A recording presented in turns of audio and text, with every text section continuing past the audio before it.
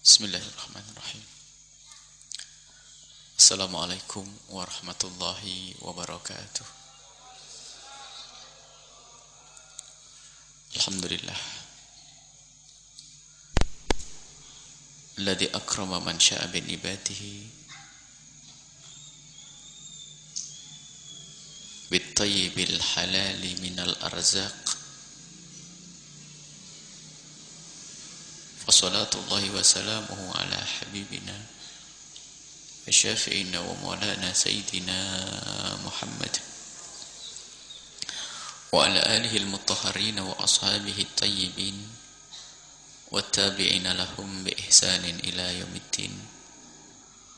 Allahumma ya rabbana kfina bi halalika an haramika wa aghnina bi fadlika amman siwaka. A'inna ya rabbana ala dzikrika wa syukrika.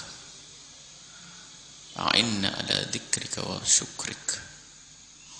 Ukhsurna yawmal qiyamati ma'a zumrati habibika sayyidina Muhammad. Urzuqna ya rabbana taubata qabla al-maut wa syahadata 'inda al-maut wal jannata ba'da al-maut, amma ba'du.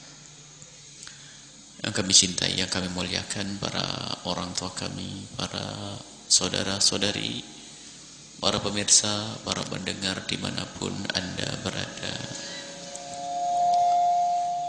Alhamdulillah, mari kita terus tingkatkan kesadaran kita akan karunia Allah yang tidak bisa dihitung dan tidak ada hentinya, terus menerus dikaruniakan kepada kita, agar kesadaran tersebut membangkitkan semangat kita untuk bersyukur, dan dengan syukur itulah segala nikmat akan abadi, bukan sekedar abadi di dunia akan tapi juga hingga di akhirat nanti. Maka menyadari akan nikmat Allah adalah amat penting, karena yang tidak pernah menyadari akan karunia, maka ia tidak akan bisa bersyukur. Yang tidak mensyukuri nikmat, maka nikmat akan sirna, bukan sirna di akhirat saja, akan tetapi kadang di dunia pun akan hilang begitu saja. Dan nikmat yang amat besar diberikan oleh Allah kepada kita adalah kerinduan, keinginan serta semangat kita untuk berkumpul di sini. Dan ini juga tanda bahwa kita adalah hamba yang dipilih oleh Allah. Semoga seperti Allah telah memilih kita untuk berkumpul saat ini, benar-benar nanti Allah memilih kita untuk bisa berkumpul dengan Nabi Muhammad sallallahu alaihi wasallam di padang mahsyar dan juga di surga Allah Subhanahu wa taala.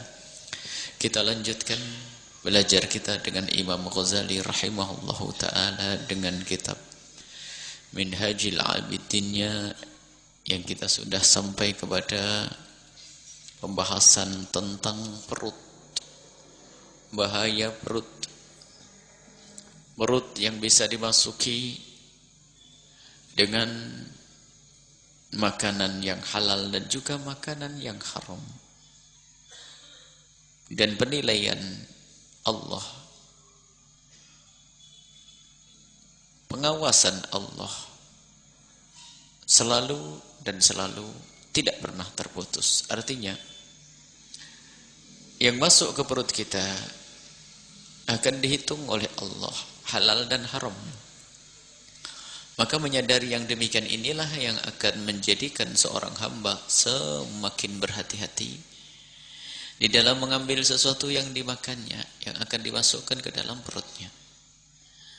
Sebab kalau makanan haram itu banyak musibah yang diakibatkan oleh makanan haram yang masuk ke dalam perut kita.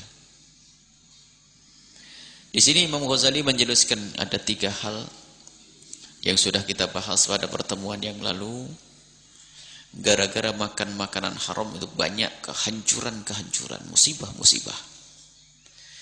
Yang ketiga adalah tsalitsu, yang ketiga disebutkan Al-Imam Al-Ghazali rahimallahu taala, nafa'anallahu bihi wa bi ulumihi wa bi ulumikum fid darin amin.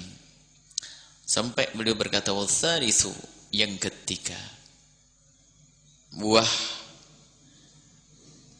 atau musibah, petaka, kehancuran sebab makan makanan yang haram. Betul, itu yang ketiga adalah anna akilal harami, sesungguhnya orang yang memakan makanan yang haram, wasyubhati, dan makanan yang subhat, mahrumun, akan terhalang, min fi'lil khairati, min fi'lil khairi, dari pekerjaan baik. Yang mempunyai makanan yang haram yang masuk ke dalam perutnya, makanan haram, akan terhalang dari kebaikan. Fa in ittafaqa lahu fi'lu khairin, kalau bisa dia tepat, kok diberi oleh Allah kesempatan melakukan kebaikan. Misalnya, kalau seandainya orang yang makanannya biasa haram, kok suatu ketika melakukan satu kebaikan, fahuwa mardudun, maka kebaikan tersebut akan ditolak oleh Allah Subhanahu wa taala. Mardudun alaihi, dikembalikan, tidak terima. Ghairu maqbulin minhu, dan tidak diterima. Allah, makanan haram.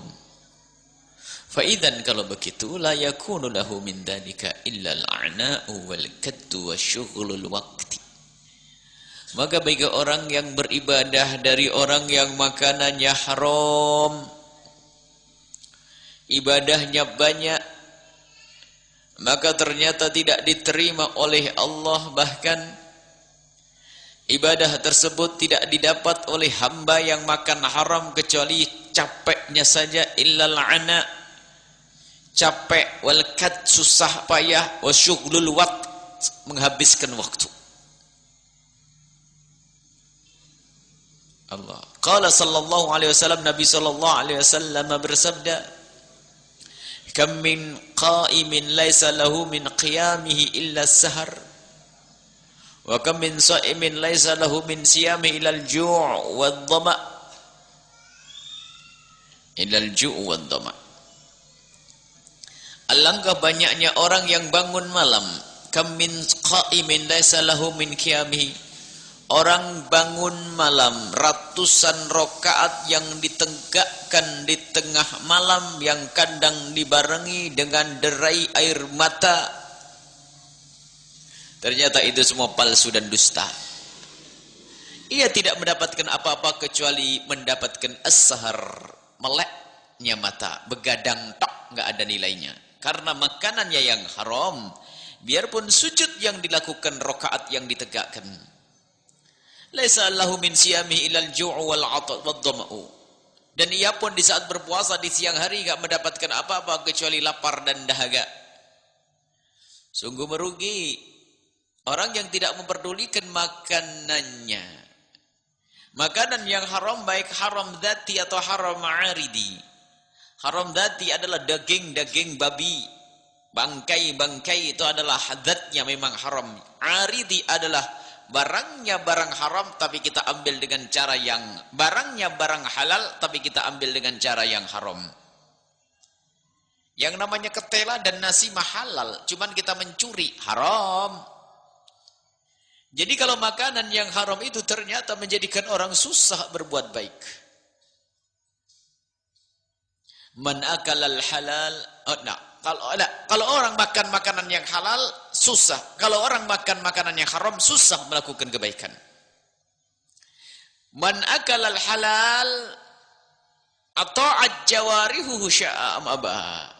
Nabi menjelaskan, kalau orang membiasakan membersihkan makanannya, selalu dan selalu berusaha untuk makan makanan yang halal, maka anggota tubuhnya mau tidak mau akan menjadi patuh dan tunduk kepada Allah Subhanahu wa ta'ala.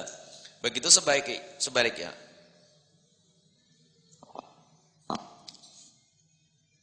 Man akal al-haram, orang makan makanan haram, asad jawarihuhu sya'a am abah, Orang yang memakan makanan haram akan maksiat anggota tubuhnya. Ini yang harus kita perhatikan, bimbingan dari Imam Ghazali rahimahullahu ta'ala. Maka jangan Anda sibuk dengan ibadah terlebih dahulu, tapi sibukkan dirimu untuk ngurus makanan yang kau makan. Baru engkau tata sholat banyakmu, kau tata puasamu. Tidak ada arti dan tidak ada guna yang berpuasa rajin tapi bukanya dengan makanan haram, sahurnya dengan makanan haram.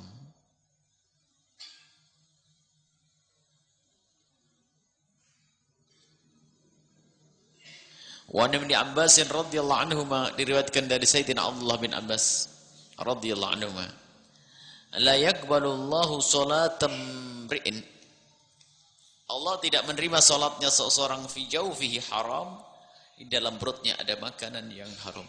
Sampai kapan tidak diterima? Sampai tobat.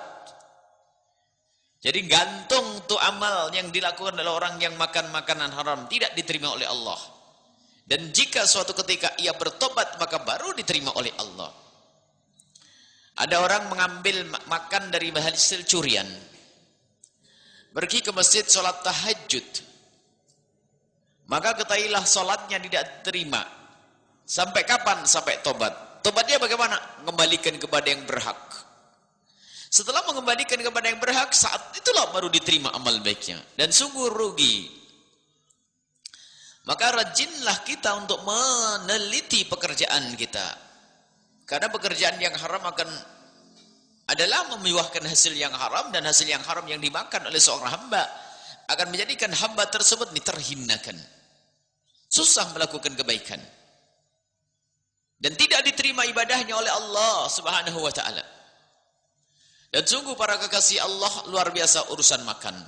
Ada sebagian mereka yang diberi oleh Allah karunia harta melimpah, akan tapi ia ragu.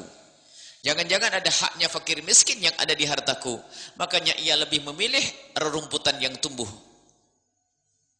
di rawa-rawa. Sehingga mengambil daun-daun yang diambil dari yang pasti halalnya. Sampai derajat semacam itu. Padahal dia punya daging, punya sapi dan sebagainya. Artinya melatih diri kita untuk takut dari yang haram ini wajib. Agar kita bisa diterima amal kita oleh Allah. Yang tidak peduli dengan itu semuanya, maka ia akan menemukan kerugian yang tiada taranya. Dan dia akan menyesal di saat orang menyesal tidak berguna lagi. Di akhirat tidak ada penyesalan, tidak ada gunanya nyesal. Kalau orang menyesal hari ini masih berguna. Menyesal hari ini berguna, yaitu bertobat untuk kembali kepada Allah. Tapi nanti saat penyesalan tidak ada guna lagi, yaitu di hari kiamat. Alangkah sengsaranya dan ruginya orang tersebut. Baik ini dari makanan yang haram, dan betul. Makanya sebagian para sholihin, orang-orang soleh itu menjaga makanannya, termasuk anak buahnya, santrinya pun diupayakan untuk makan makanan yang halal. Sehingga kalau ada seorang santri makan makanan yang haram tuh, gurunya tuh capek ngajarinya. Karena apa? Ia telah membuat benteng pada dirinya sendiri, yaitu tidak bisa manfaat ilmunya. Membuat pembatas antara ilmu manfaat dengan dirinya. Sehingga biarpun dia bisa menghafal banyak hadis Al-Quran sekalipun, tapi ternyata hatinya busuk dan kotor, maka ini orang yang amalnya baik. Saya ada ngantuk tuh, saya ngomong kemana nanti itu? Hah?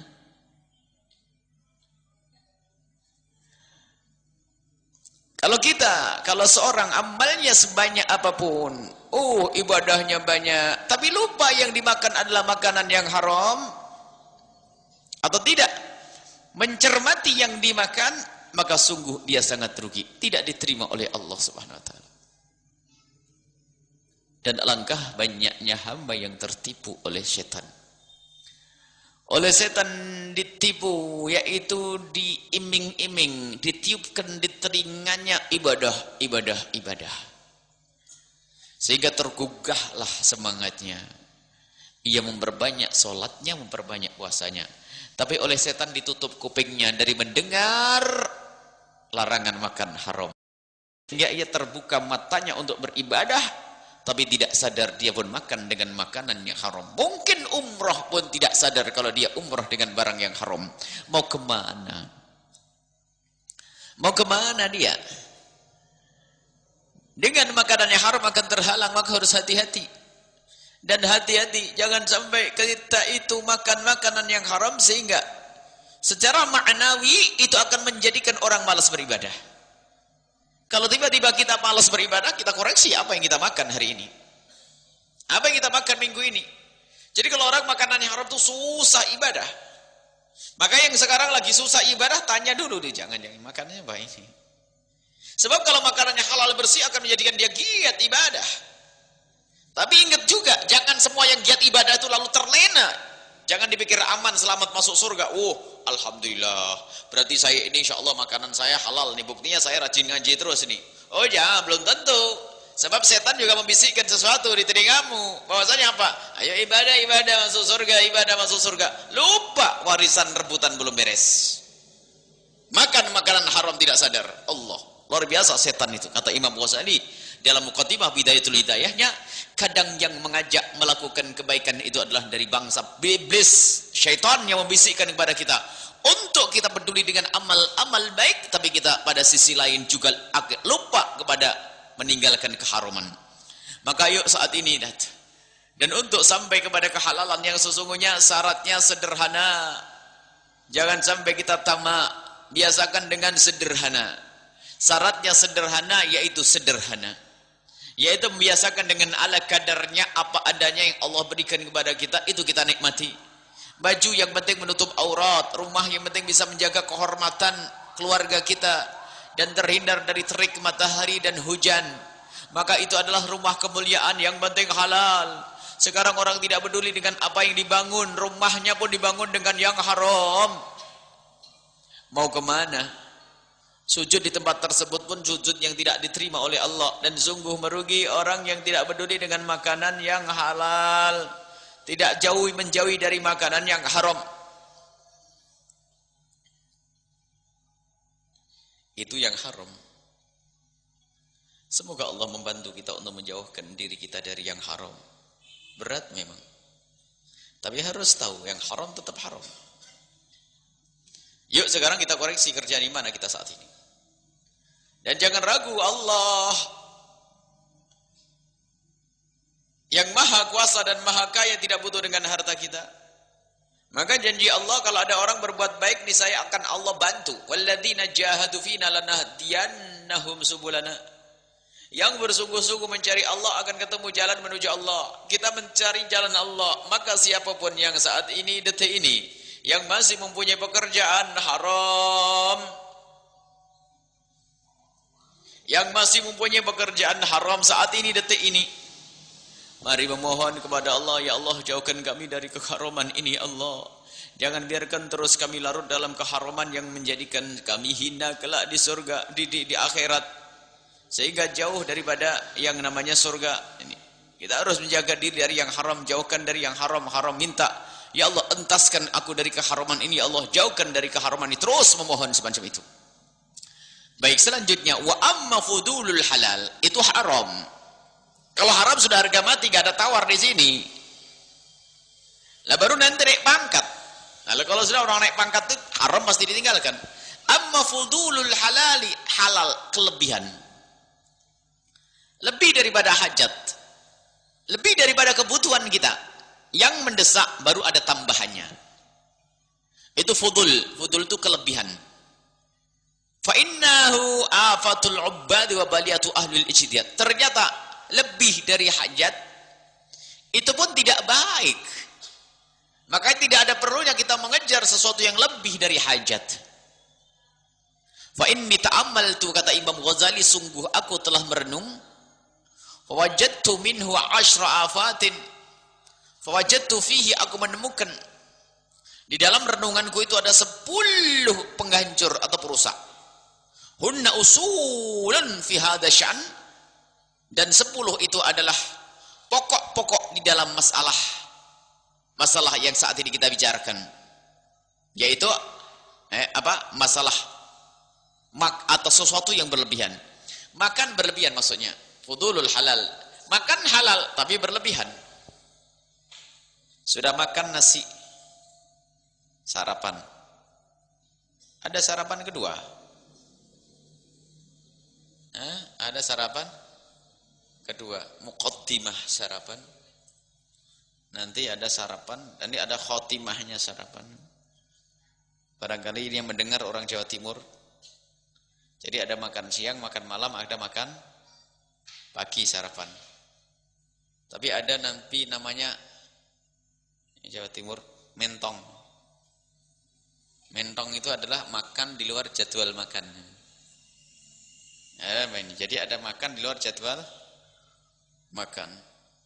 Pantesan Indonesia tidak bisa ngirim beras ke luar negeri, ekspor beras gak jadi-jadi. Makannya sampai 5 kali sehari. Aduh, luar biasa. Kemudian ada lagi tambahannya, Indonesia itu paling hebat di dalam meramu makanan dan menu yang bermacam-macam. Luar biasa. Sehingga semakin ganas makannya. Sudah begitu pakai jamunya, jamu apa itu? Yang jamu, pokoknya nafsu makan lah gitu. Kan kacau lagi sudah.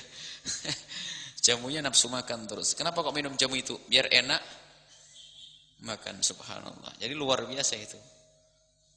Makan. Dan Nabi sudah mengingatkan, wah ini bahaya kalau sudah makan kayak begitu tuh. Kalau lebih dari hajatnya itu saja mengeraskan hati. Mengeraskan hati. Ini lihat disebutkan yang pertama al-ula. Sebab lebih dari hajat. Sudah makan, sudah sarapan, sudah makan malam. Makan malamnya itu habis maghrib. Enggak, makan malamnya sebelum maghrib saja. Loh kenapa?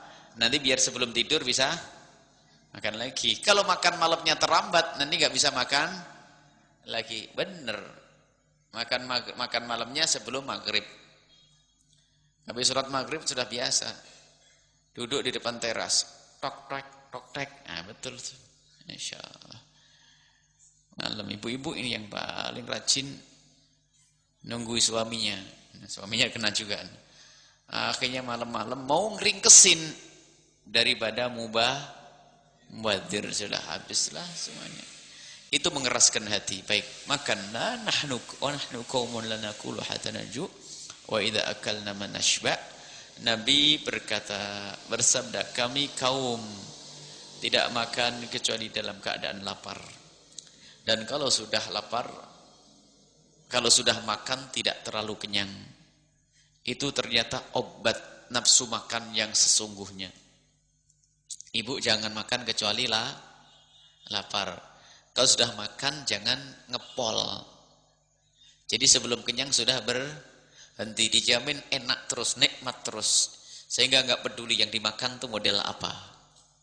Cuman kadang kita tuh Masya Allah, luar biasa, itu tambah dan tambah, nafsu makannya pun ditambah. Anna fi katratil akli qaswatul qalbi wa dhahabun nuri. Banyak makan dari yang halal loh ya, bukan yang haram. Kalau yang haram langsung gelap nih. Makan yang halal berlebihan itu pun menjadi qaswatul qalbi, kerasnya hati. Makanya dengar nasihat itu setengah-setengah, percaya, setengah mau ngikut, setengah enggak. Kelihatannya ngaji di sebuah majelis tapi masih saja ngelanggar.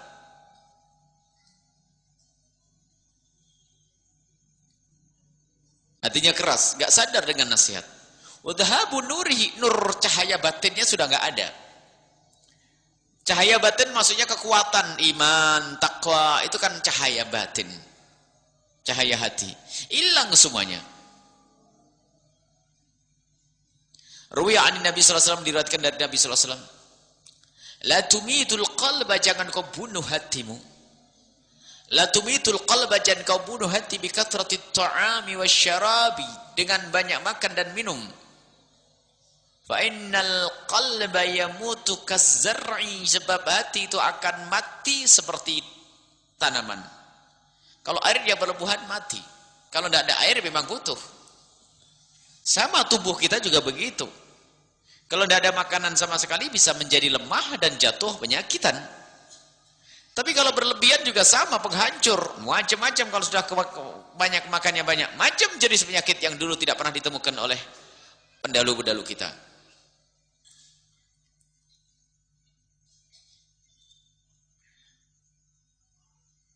Kazar'i seperti tanaman idza kautsara 'alaihi al-ma'u jika kebanyakan air.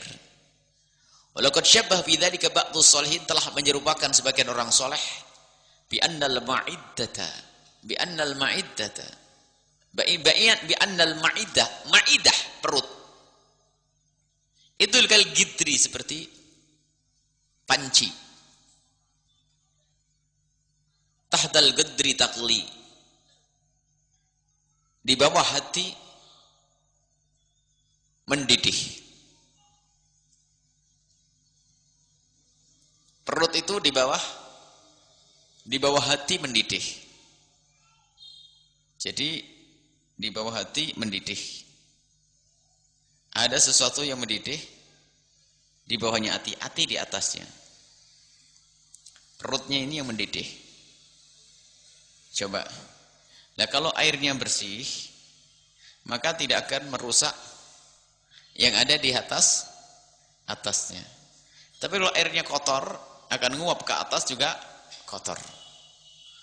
Wal bukharu yartafi'u ilaihi, maka ada asap yang terangkat kena hati. Fakasratul bukhar. Nah ini. Lah kalau makan, kalau asapnya kebanyakan, makannya kebanyakan, tukaddiruhu dan akan menjadikan keruh, gelap hati itu. Wa tusakhibuhu dan akan menjadikan hitam hati itu. Baik, ini.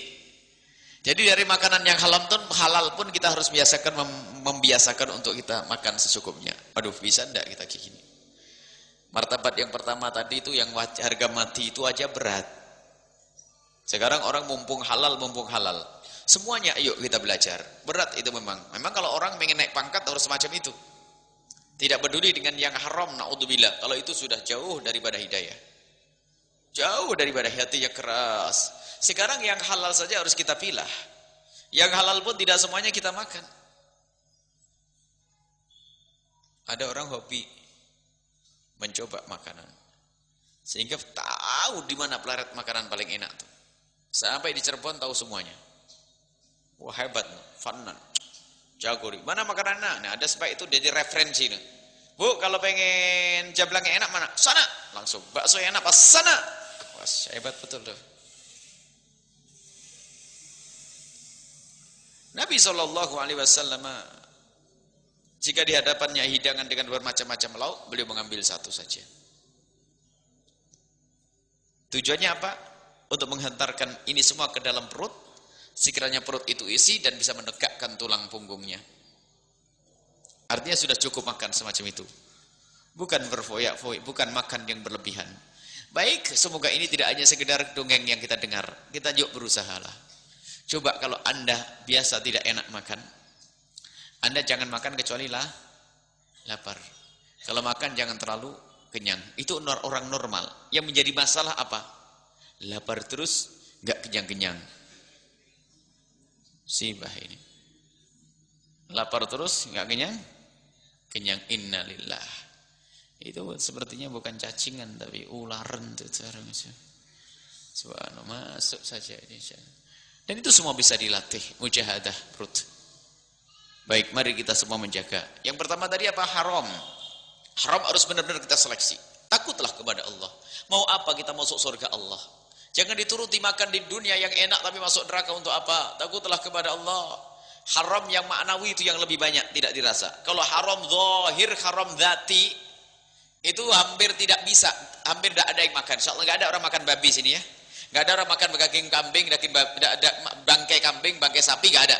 Insyaallah enggak ada. Tapi haram maknawi itu yang tidak pernah terlihat, tidak pernah disadari. Makanya tetap kambing, sate kambing, soto, beras dan seterusnya. Tapi duit yang diambil dengan cara yang benar, renten, riba, mencuri, berbohong dan seterusnya. Naudzubillah.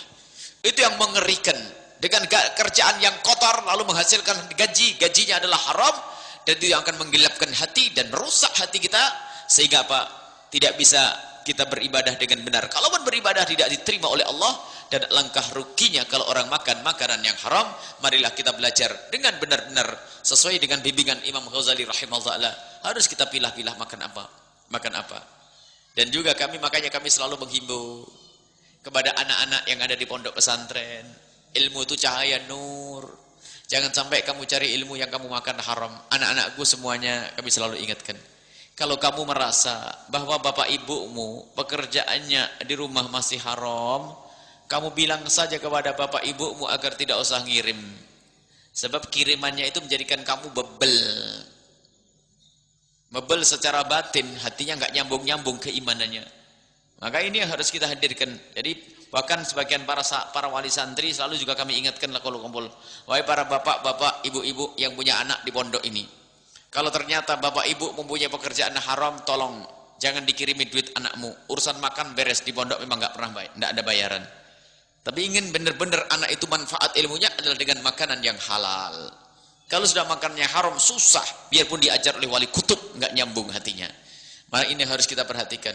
Di saat menuntut ilmu susah dapat ilmu yang manfaat, ibadah tidak diterima, apa sih baiknya yang haram itu? Nggak ada baiknya. Hanya merepotkan kita saja dan semoga Allah menjauhkan kita dari segala yang diharamkan. Wallahu a'lam bishawab. Seorang wanita, seorang anak gadis disuruh ibundanya menikah dengan seorang laki-laki. Kemudian ia menolak, tidak mau, alasannya masih kecil, umur 12 tahun. Belum siap lahir batin. Tapi ibunya maksa terus. Gimana solusinya biar ibu kita paham kondisi kita dan kita enggak durhaka sama orang tua? Wahai para orang tua, ada memang dua model orang tua yang enggak benar. Yang pertama adalah kalau menikahkan putrinya itu tidak dihimbau, tidak dengan kemauan dan kesadarannya. Sehingga masih kecil dipaksa untuk menikah. Itu adalah juga dzulum, keharaman. Enggak boleh. Karena tidak ada tanda-tanda keinginan untuk menikah. Mungkin seorang wanita tidak mau menikah. Karena sudah merasa cukup dekat kepada Allah dengan ibadah. Jangan dipaksa untuk menikah. Makanya kalau ada anak gadis masih kecil, kalau 15 tahun belum kecil sih, sudah gede 15 tahun, dia mampu untuk melayani suami dengan benar. Cuman mungkin dia secara mental akalnya belum siap. Dan dia tidak ngakal, tidak bandel, tidak kenalan laki-laki dan sebagainya. Yang bohong itu anak perempuan mengatakan belum siap, tapi sudah pacaran, itu nggak benar tuh. Pacaran kan menuju kepada zina. Jadi para orang tua, kalau Anda ingin menikahkan putri Anda, tolonglah Anda ukur nalarnya, kesiapannya harus Anda perhatikan. Sebab kalau dia belum siap, terpaksa Anda nikahkan, nanti yang jadi korban adalah di dalam rumah tangganya. Mungkin karena dia tidak ada kemauan dari dalam hatinya, maka sehingga ia pun tidak akan mudah untuk mengabdi kepada suaminya. Maka seorang orang tua yang tidak pakai kesepakatan, sampai dikatakan oleh Nabi Muhammad, disunnahkan untuk minta izin. Memang wali mujbir itu sah secara paksa menikahkan tanpa izin seorang anak. Misalnya saya punya anak perempuan, langsung saya nikahkan, sah pernikahannya. Cuman adabnya Islam adalah apa? Adabnya di dalam Islam itu adalah minta izin. Jadi minta izin. Jadi ditanya yang benar, jangan dipaksa. Kalau apalagi benar-benar penolakan, kita tidak diperkenankan memaksa. Biarpun pernikahan sah, tapi termasuk bab kezaliman. Kutub yang lainnya, ekstrim yang lain, yang berlebihan yang lainnya, sudah tahu anaknya pengen nikah, masih diulur-ulur, suruh kuliah, suruh kerja. Ini sama, itu ibu ahli neraka juga itu.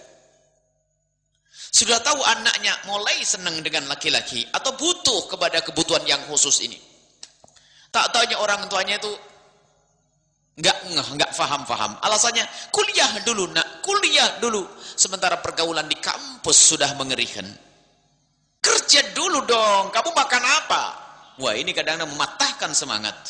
Itu adalah ibu ahli neraka itu. Kenapa kita katakan ibu ahli neraka? Kalau sudah anak perempuan atau anak laki-laki sudah berani matur kepada orang tuanya untuk menikah, itu biasanya yang merasakan tuh dia sendiri, sudah urusan syahwatnya sudah diukur. Jujur, kalau seorang perempuan atau seorang anak gadis atau seorang pria, anak laki-laki, kalau tidak pernah bangkit syahwat di dalam hatinya, tidak ada kebutuhan secara pribadi, nggak bakal dia ngomong pengen nikah. Ngapain? Jadi beban dong. Jadi ada urusan syahwat yang sangat pribadi. Lah orang tuanya nggak ngerti, nggak pernah sadar makna ini, maka ini orang tua termasuk orang tua yang durhaka, yang dosa. Sehingga jika ada seorang wanita yang sudah ketemu orang yang kufu, yang layak menikah dengannya, kesesuaian, keserasian dalam urusan agama dan martabat, dan pokoknya ada kesesuaian namanya kafaah. Kemudian sudah ketemu orang yang begitu, artinya dilamar oleh seseorang, atau memang ada orang yang bercerita bahwa ada fulan begini-begini menginginkan seorang anak gadis tersebut. Ternyata orang tuanya melarang, yang haram orang tuanya namanya wali adl. Wali adl adalah seorang bapak yang melarang anak perempuannya menikah dengan orang yang sudah sekufu. Maksudnya orang yang baik-baik, yang sesuai, nasabnya sesuai, dan yang lain-lainnya. Agamanya juga sama. Ini adalah orang tua yang harus peduli dengan urusan anak.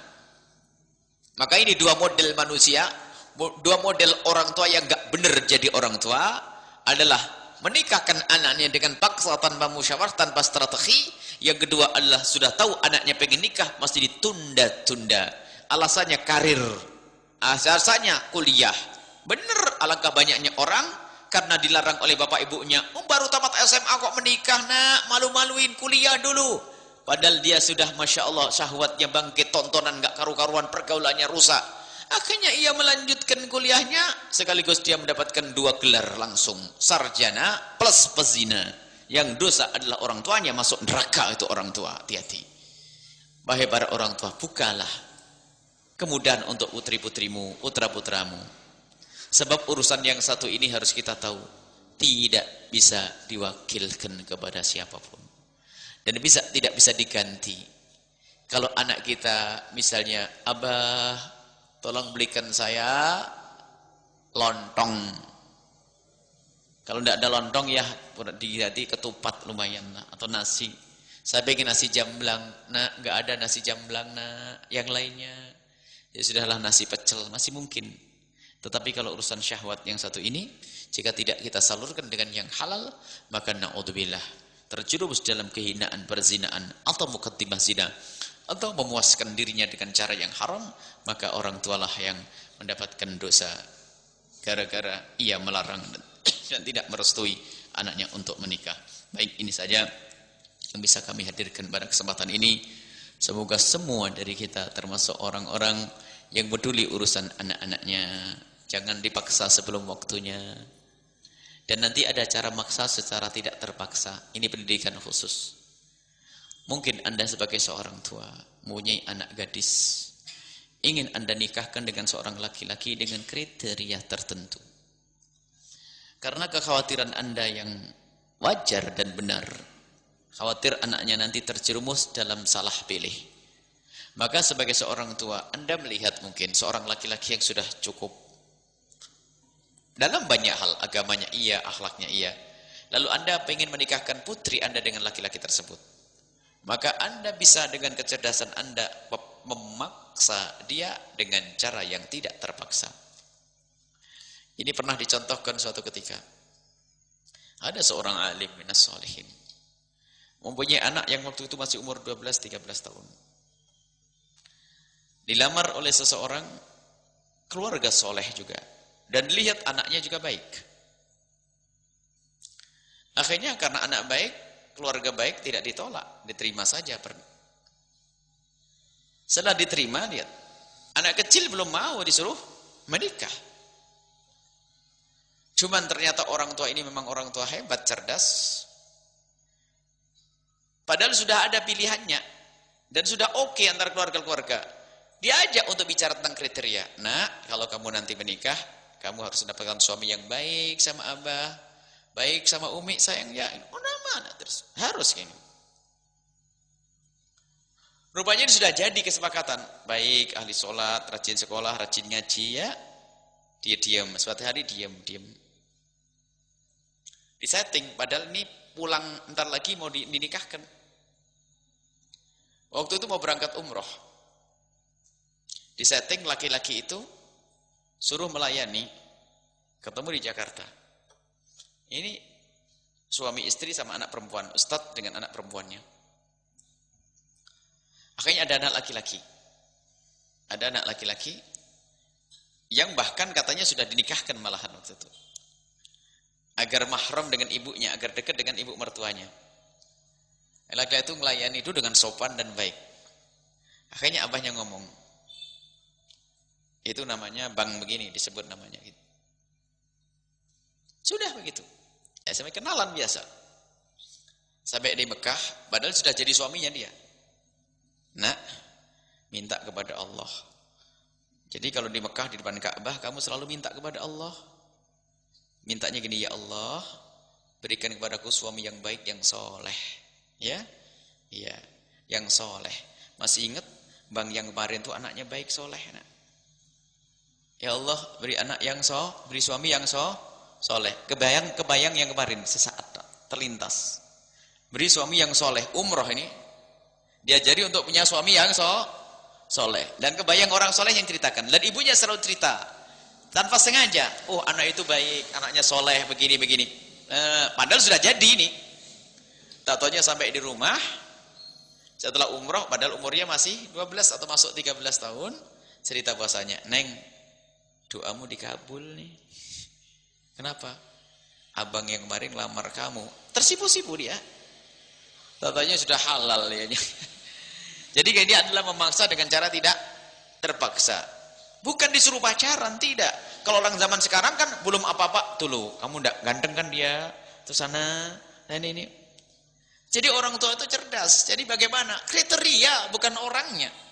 Jadi maka dari itu kami himbau kepada para orang tua semuanya. Kalau kita sudah mulai, anak kita sudah mulai dewasa, mulai ngerti lawan jenis, saat itu harus gencar kita berbicara tentang kriteria, bukan orang. Kriteria itu apa? Calonmu seperti ini loh nak ya. Nanti kalau kamu cari suami yang soleh, yang baik, rezekinya halal, kerjaannya halal. Kalau kerjaannya haram, jangan. Kalau ini terus setiap hari. Dia sih nggak mau biasanya, tersipu-sipu diajak ngomong. Tapi diam-diam tertanam di hatinya. Nah kalau yang lamar kerjaannya haram, bah, ada yang lamar katanya, kerjaannya apa sayangku? Kerjaannya, haram tuh. Langsung hilang dia. Setiap ada orang mau melamarnya pasti, apalagi ditawar di pinggir jalan, di kampus, yang di kelas, yang nggak bakal. Kalau ada laki-laki yang ngomong aku cinta padamu, pasti mikir, wah dia sholatnya enggak baik, nggak bakal mudah terpengaruh. Yang menjadi masalah adalah orang tua tidak pernah mendiskusikan urusan ini. Akhirnya anaknya diskusi dengan temannya sama macomblangnya. Hancurlah itu anak. Atau macombelang. Baik. Itu ada dua kutub ekstrim. Sisi lain, wahai para orang tua, jangan dipaksa anak menikah sebelum waktunya. Dan kalau ternyata kita menemukan anak tidak pernah pacaran, tidak pernah urusan dengan lawan jenis, kok dia tidak mau menikah, jangan dipaksa. Karena mungkin ada alasan yang tersendiri. Seperti Imam Ghazali tidak pernah menikah. Mungkin dia ingin lebih dekat kepada Allah Subhanahu wa taala. Maka kalau ada orang tidak berurusan dengan lawan jenis dan juga tidak ada kelainan urusan hal ini, ada tidak dekat sama lawan jenis tapi sejenis, ini sama musibah. Habis menghindar dari setan ketemu iblis namanya. Nah ini. Enggak mau sama setan tapi bersahabat sama iblis itu. Artinya dengan lawan jenis juga tidak, dengan sejenis pun tidak, maka mungkin orang itu termasuk jenis orang yang tidak diberi oleh Allah syahwat. Maka dia lebih senang pada ibadah. Semacam Imam An-Nawawi, Imam Al-Ghazali rahimahullah ta'ala. Banyak imam-imam mulia. Imam Nawawi itu subhanallah tidak pernah berurusan dengan syahwatnya. Jadi buat semacam itu. Maka kalau ada orang tidak mau menikah, sementara dia tidak berurusan dengan lawan jenis dan juga tidak melampiaskan syahwatnya dengan sesama jenis atau dengan dirinya sendiri, maka jangan ditanya alasannya kenapa tidak mau menikah. Jangan ditanya. Makanya kalau ada orang mau menikah, biasanya harus kalau kita ketemu dengan seseorang, biasanya kita tanya normal. Kalau normal langsung kita support nikah. Apalagi umur sudah. Jadi seperti itulah kita harus paham kemauan, jangan dipaksa menikah. Alangkah banyaknya pernikahan yang dipaksa akan menjadikan sebab musibah. Akan tapi jika memaksa dengan cara yang indah tadi, sebetulnya tidak memaksa, tapi mengarahkan dengan cara yang benar. Maksa itu kalau tidak mau awas, wah itu menyaksa. Tapi kalau dihimbau, nak kalau kamu nikah yang baik, nak ya anaknya seperti ini yang baik, yang soleh, yang gini, maka itu bukan memaksa yang sesungguhnya. Akan tapi bagaimana keinginan kita bisa terpenuhi, yaitu dengan cara kita itu membiasakan dengan kriteria anak-anak kita fahamkan kriteria calon-calon ciri-cirinya semacam ini. Ini saja yang bisa kami sampaikan. Mari kita tutup dengan doa. Jangan lupa besok pagi majelis Ahad pagi, bawa saudara, bawa teman, SMS dihidupkan untuk memberitahu yang lainnya. Ahad pagi majelis di pesantren Al-Bahjah. Bismillahirrahmanirrahim. Alhamdulillahirabbil alamin. Allahumma shalli ala sayyidina Muhammad wa ali sayyidina Muhammad. Allahumma arhamna wa la tu'adzibna wa ansurna wa la takhdzulna wa afina wa la tumritna wa akrimna wa la tuhinna wa asirna wa la tusir alaina innaka ala kulli syai'in qadir. Allahumma ya Allah, jauhkan kami dari yang haram, pandangan kami, makanan kami, pendengaran kami, jauhkan dari yang haram ya Allah. Jangan sampai ada yang masuk ke perut kami kecuali halal yang sesungguhnya ya Allah. Ya Allah, hanya Engkau yang bisa menjaga perut kami ya Allah. Jauhkan kami dari menuruti hawa nafsu yang menghantarkan kepada kehinaan dan kenistaan. Dan kami mohon ya Allah, siapapun dari yang hadir di tempat ini, jika ada hamba-Mu yang masih mempunyai pekerjaan yang haram, rizkinya masih haram, kami mohon berikan kepada mereka kesadaran. Rizkinya yang haram, berikan kesadaran ya Allah, sehingga mereka berkeinginan untuk menghindar dari yang haram, dan mudahkan mereka untuk mendapatkan yang halal, dan ampuni dosa mereka yang lalu ya Allah. Dan kami mohon mudahkan kami mendidik anak-anak kami, mengarahkan anak-anak kami. Itu semua adalah amanat dari-Mu ya Allah untuk kami. Maka mudahkan kami untuk mengemban amanat tersebut, untuk menghantarkan anak kami kepada kemuliaan dalam rumah tangga mereka ya Allah. Kirimkan kepada anak-anak kami pasangan orang-orang yang Kau ridhoi, yang Kau cintai, yang menjadi sebab mereka mulia di dunia dan di akhirat ya Allah. Dan jadikan mereka anak-anak yang bisa berbakti kepada kami, dan jadikan kami anak-anak yang bisa berbakti pada orang tua kami, dan jadikan orang tua kami dan anak-anak kami menjadi ahli surga-Mu ya Allah. Kami mohon yang sempit rizki lapangkan ya Allah, yang sempit rizkinya lapangkan ya Allah dengan rizki yang halal yang penuh berkah ya Allah. Yang sudah Kau lapangkan rizkinya, maka kami mohon ya Allah, yang sudah Kau lapangkan rizkinya, maka kami mohon ya Allah, mudahkan mereka untuk bisa berbuat baik dengan kekayaan yang Kau berikan pada mereka ya Allah. Ya Allah, kami mohon semua yang ada di tempat ini, kami mohon semua yang ada di tempat ini, wujudkan keindahan dalam rumah tangga mereka ya Allah. Jangan sampai mereka tidak merasakan keindahan kemesraan dalam rumah tangga, yang merupakan muqaddimah keindahan kelak di surga ya Allah.